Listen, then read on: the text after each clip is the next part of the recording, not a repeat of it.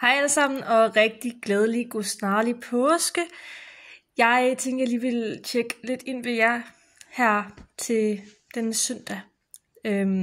Det går stille og roligt frem med nedpakningen herhjemme. Meget stille og roligt, føler jeg, men det skal nok gå det hele. Jeg sidder også og kigger lidt på, hvilke videoer der kommer op i næste måned. Jeg regner med at være klar med et nyt hold videoer i starten af maj.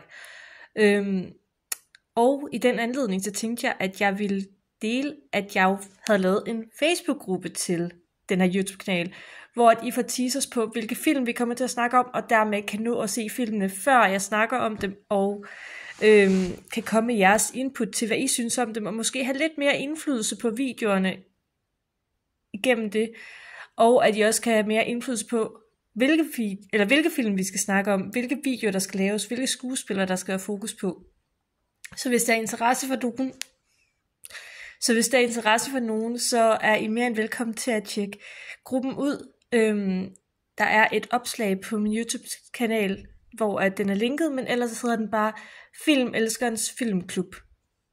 Så jeg håber at se jer derinde, og så ses vi meget snart igen.